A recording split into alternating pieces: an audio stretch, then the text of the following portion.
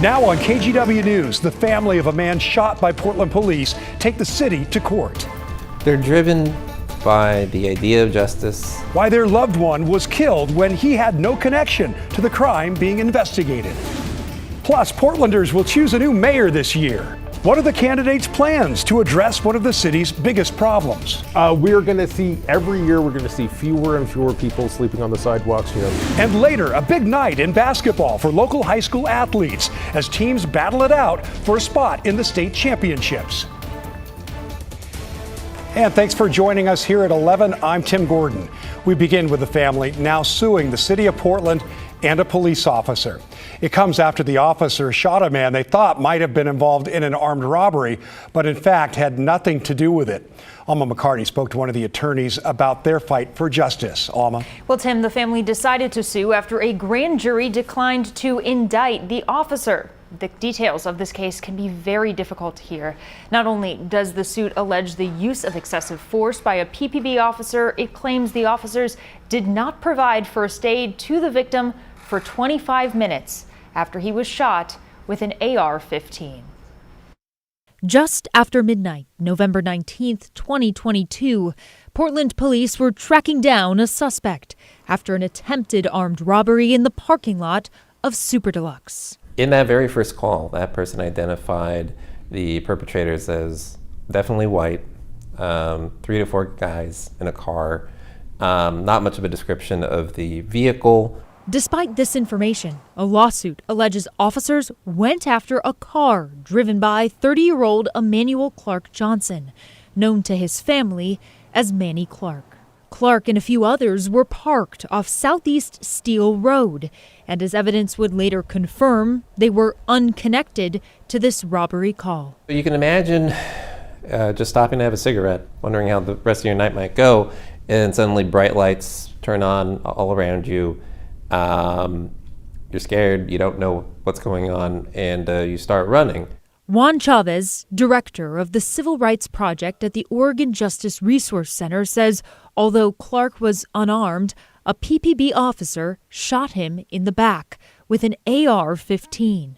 The officer told the grand jury later Clark had his hand in his pocket and he believed Clark was going for a gun and heading for cover to possibly start shooting. It is hard to listen to the 911 callers who were adjacent to this parking lot, who heard Manny crying and shouting for somebody to help him. Even though there was an ambulance nearby, the lawsuit alleges paramedics weren't allowed to help for nearly half an hour. He stood a chance to survive, but he wasn't given that opportunity. He was just left there to bleed out. Clark died days later at the hospital. It's never easy for any family, and it has been especially not easy, I think, for this family. More than a year after his death, and more than 6 months after a grand jury found the use of force not criminal under Oregon law, Clark's family is suing the city and the officer. And at the end of the day, it's important to have a jury weigh in on how it is that this family can be compensated and whether or not the city needs to be held accountable for it.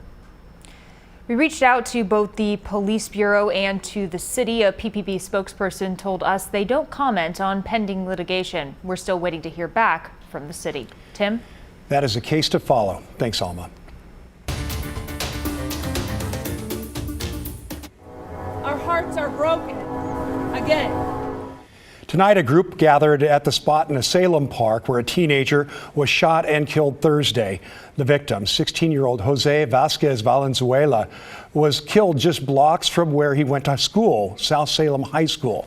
2 other teenagers, a 15-year-old and a 16-year-old, were also hurt in that shooting and are still in the hospital. It happened just one day after the city of Salem held a community outreach meeting addressing a rise in violent crime, especially among teens. The shootings are becoming a little more frequent recently, and it's drawn our attention. More and more juveniles are actually committing shootings now in Salem, and it's trending up, so that's definitely concerning.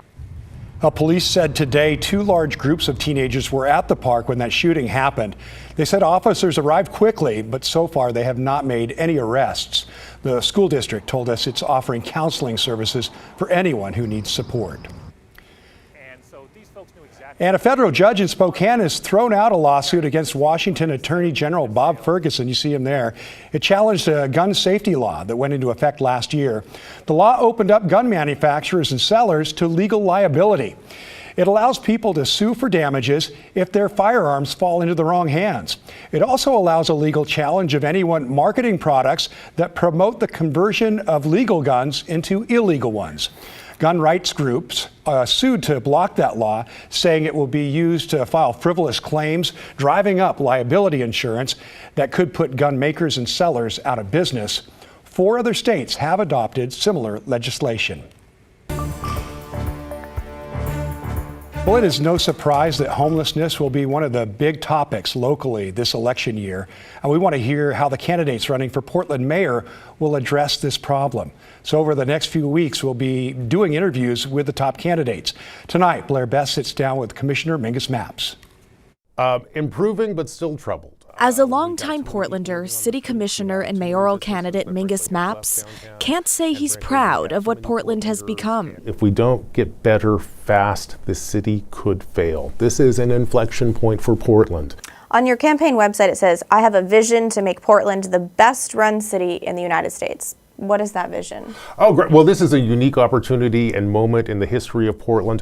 One of the things that will happen on January 1st, 2025 is that we'll have a new form of government. One of the things that we have to do is, all 24 bureaus within the city have to be synced up and working and pulling in the same direction. And that historically has not been the way Portland operates. And frankly, that's one of the reasons why downtown Portland in particular looks the way it does. So under your leadership, if elected, will people still be sleeping on the sidewalks? We're going to see, every year we're going to see fewer and fewer people sleeping on the sidewalks. This problem has exploded over the last several years. The metric I'm committed to holding myself accountable to is seeing the absolute number of people who are sleeping on our sidewalks decrease over time. I'd like to see it shrink by at least half in our first 4 years. And I know a lot of people will be skeptical of that. I will tell you that's actually achievable. So you talk about continuing to remove camps. Yep. But what about a place for them to go? Absolutely. Well, this is an important thing. We've got 6,000 people sleeping on the streets, probably in about 1,000 camps. Right now, the city is probably moving about 500 camps a month. And every time we go out to a camp or to an RV, we let folks know, listen, you need to move here. We try to connect them with services. Even though services are limited, he points to the city-led tiny home villages as part of the solution. He wants to make that program a county responsibility. One of the conversations that the next mayor needs to have is to make sure that the county takes over this work so that, I and future commissioners on council can focus in on parks and roads and delivering safe water and keeping our rivers clean. And is it really just financial reasons that you'd want the county to take all of that over? Well, number one, this is really appropriately their work. The city does the things that are on the names of our bureaus: parks, water, cops, fire. Human services really isn't part of our portfolio. In the last couple of years, we've gotten into that work, frankly, because the county has struggled so much. That's bad government. And frankly, we're not really well equipped for this. And we don't have the funding for it. And just lastly here, what do you have to say about people who have just completely lost faith in our local government? I hear you, and I'll tell you, elections matter. We have to make some choices about what our future is going to look like. If we stick with the status quo and allow folks to, frankly, die in our streets by the hundreds every year, Portland will be a ghost town. Detroit will be our future. That does not need to be our future. Frankly, I believe that Portland is one of the best cities in North America. We've came through some challenges, but we can be in the lead again, and I'm deeply committed to making sure that we get there. And that was Blair Best reporting. Now, we've extended invites to other candidates as well.